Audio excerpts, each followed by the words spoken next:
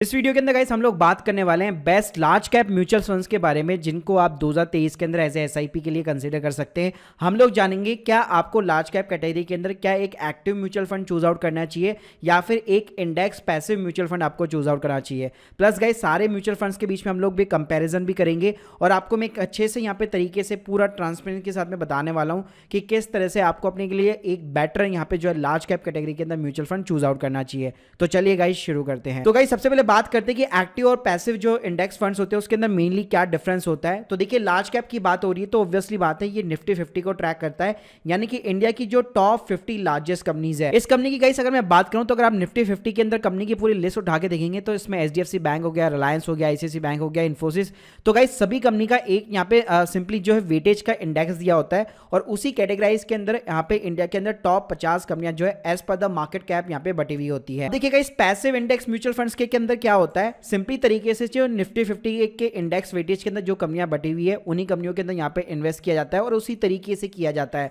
तो normally guys Nifty 50 आपको जितने यहाँ पे रिटर्न जो है निकालता है मार्केट के अंदर जितने रिटर्न बना सकता है तो उसके ऑलमोस्ट इक्विवेलेंट ही आपको इंडेक्स फंड के अंदर रिटर्न दिखाई देते हैं। यानी गाइस उससे ज्यादा आपको रिटर्न नहीं दिखने वाले हैं, लेकिन हाँ उसके बराबर या उससे थोड़े बहुत कम आप यहाँ पे इंडेक्स फंड के अंदर रिटर्न जो एक्सपेक्ट कर सकते हैं। वहीं पे कैसे अगर मैं एक्टिव म्यूचुअल फंड्स की बात करूं तो यहाँ पे क्या होता है, प्रॉपर एक फंड मैनेजर होता है और उसका एक्सपेंस रेशियो भी यहाँ पे ज़्यादा होता है एज कंपेयर टू अगर इंडेक्स म्यूचुअल फंड्स की बात करूं, और उसका काम भी यही होता है कि स्टॉक को मैं कैसे सेलेक्ट करूं। तो गाइस उसका काम ये होता है कि ये जो 50 स्टॉक्स दिए हुए हैं उसके अंदर से कुछ स्पेसिफिक स्टॉक के अंदर ही मैं इन्वेस्ट करूंगा या कोई एक पर्टिकुलर जो स्पेसिफिक सेक्टर के अंदर मैं इन्वेस्ट करूंगा, ताकि गाइस मैं यहाँ पे जो है जो भी अल्फा होता है मतलब अल्टीमेटली जो इंडेक्स का रिटर्न होता है उसको वो बीट करने की कोशिश करता है। लेकिन ऑब्वियसली बात है अगर वो यहाँ पे उसको बीट करने की कोशिश कर रहा है तो यहाँ पे रिस्क भी थोड़ा सा आपका एडिशनल हो जाता है as compare to the index fund. तो देखिए अगर मैं मोटा मोटा आपको यूएसपी पॉइंट्स की बात करूं तो अगर मैं परफॉर्मेंस का कंपैरिजन करूं पिछले काफी सालों के अंदर तो यहाँ पे कुछ स्टडीज ये बताती है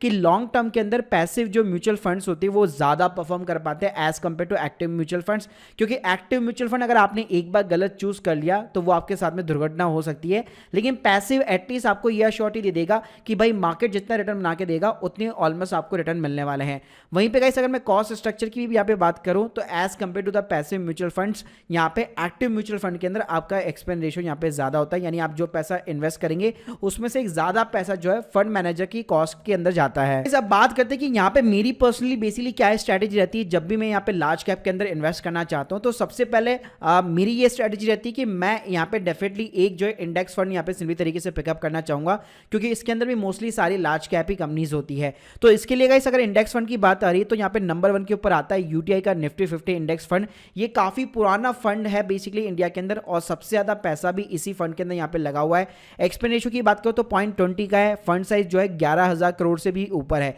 अगर इसके अगर आप रिटर्न देखेंगे तो मार्केट जितना रिटर्न निकाल के दे रहा है उतना ही ऑलमोस्ट आपके अंदर इसके अंदर यहाँ पे रिटर्न मिलने वाला है और जो ट्रैकिंग एरर भी होता है वो आपसे यहाँ पे सबसे कम है। इसके अलावा अगर लेट सपोज अगर आप सेंसेक्स के अंदर इन्वेस्ट करना चाहते हैं जिसमें 50 तो नहीं टॉप 30 कंपनीज आती है तो वो भी एक तरह से लार्ज कैप का ही बेसिकली पार्ट होता है, तो उस केस में आप एचडीएफसी का इंडेक्स फंड को यहाँ पे पिकअप कर सकते हो। उसका भी एक्सपेंस रेशियो देखोगे आप 0.20 का है और अगर आप रिटर्न्स भी यहाँ पे निकाल के देखोगे तो ऑलमोस्ट जितने यहाँ पे जो है सेंसेक्स आपको रिटर्न निकाल के देगा उतनी ऑलमोस्ट आपको इक्वल रिटर्न्स मिलने वाले हैं। अब गाइस बात करते हैं हम लोग एक्टिव म्यूचुअल फंड्स की जहां पे जो है इंडेक्स से आपको ज्यादा रिटर्न देखने को मिल सकते हैं। तो इस कैटेगरी के अंदर नंबर 1 के ऊपर यहाँ मैं रखना चाहूंगा निप्पॉन इंडिया का लार्ज कैप फंड। इसके अगर मैं फंड साइज की बात करूं तो 14,000 करोड़ से भी ज्यादा का इसका फंड साइज है, एक्सपेंस रेशियो 0.94 का है, जबकि जो कैटेगरी एवरेज है वो 1% का है, यानी कि डेफिनेटली बेटर है। इसकी गाइस अगर मैं क्रिजल रैंक की बात करूं, कुछ एजेंसीज होती है जो हर म्यूचुअल फंड को यहाँ पे रेटिंग्स देती है, तो इसके अगर मैं रेटिंग्स की बात करूं तो 5 स्टार की रेटिंग इसको यहाँ पे मिल रखी है। और अगर इसकी मैं पुरानी रेटिंग की बात करूं तो लास्ट ईयर जो इसकी रेटिंग 4 स्टार की थी,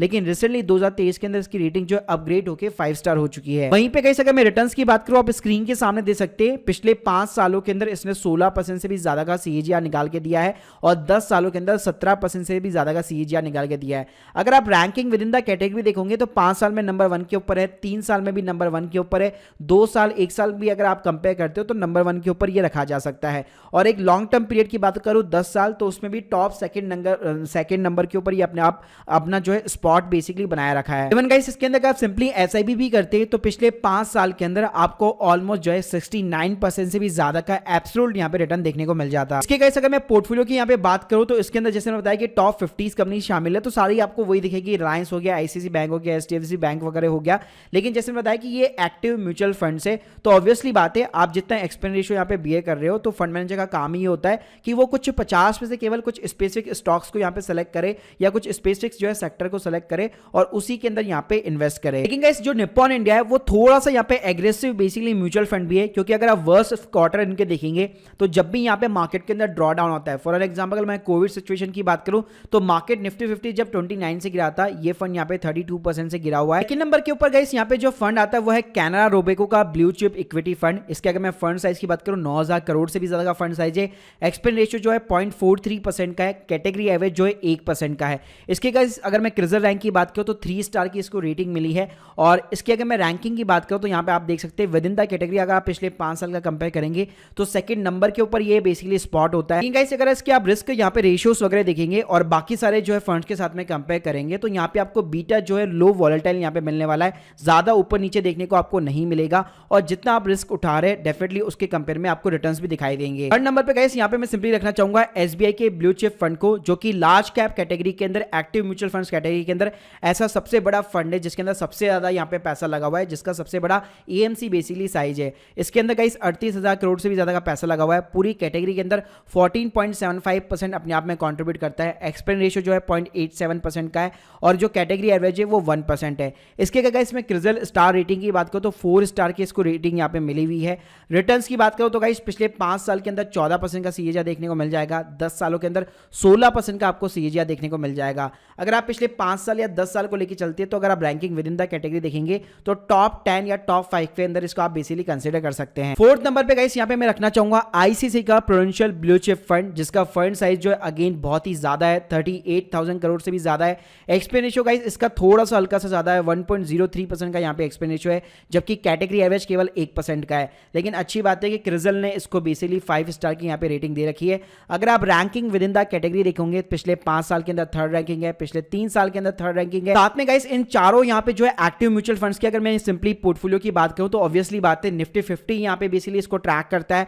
तो उनमें से इनको स्टॉक्स वगैरह पिकअप करने पड़ते हैं। तो अगर आप यहाँ पे 2 से 3 फंड यहाँ पे सेलेक्ट करेंगे तो आप देख सकते हैं ओवरलैपिंग के यहाँ पे चांसेस होंगे, क्योंकि ऑलमोस्ट जो है आपको वो सेम ही कंपनी यहाँ पे जो है देखने को मिलने वाली है। जैसे कि मोस्टली बैंक्स हो गए, आईसीआईसी बैंक हो गया, एचडीएफसी बैंक हो गया, एसबीआई बैंक्स वगैरह हो गया, रिलायंस इंडस्ट्रीज वगैरह हो गई, तो मोस्टली आपको वही कॉमन स्टॉक्स यहाँ पे देखने को मिलने वाले हैं। तो गाइस अगर आपको लार्ज कैप के अंदर उठाना है तो हमेशा ध्यान रखिएगा, जो बेसिकली मैं अपने लिए स्ट्रेटेजी यहाँ पे जो इंप्लीमेंट करता हूँ कि या तो आप एक प्योरली जो है इंडेक्स फंड उठा सकते हैं, उसके अंदर अपना ज्यादा पैसा लगा सकते हैं, और उसी के साथ में आपको एक एक्टिव म्यूचुअल फंड भी जो है बेसिकली आपको यहाँ कंसीडर कर सकते हैं। इन सभी की गाइस अगर मैं यहाँ पे रिटर्न्स की सिंपली कंपैरिजन करना चाहूँ तो आप देख सकते हैं पिछले 1 साल के अंदर यहाँ पे निप्पॉन ने सबसे ज्यादा रिटर्न निकाल के दिया है, 28% का रिटर्न निकाल के दिया है। और पिछले 5 सालों की बात करो तो 16% का इसका सीएजीआर है। और जैसे हम लोगों ने देखा एसबीआई का 14% का है, कैनरा रोबेको का 15% का है और आईसीआईसी का भी यहाँ पे 14% का है। तो रिटर्न के मामले में ऑलमोस्ट जो है अगर मैं बात करूं तो इंडेक्स से केवल आपको जो है 2 से 3% का एक्स्ट्रा रिटर्न देखने को मिल जाएगा।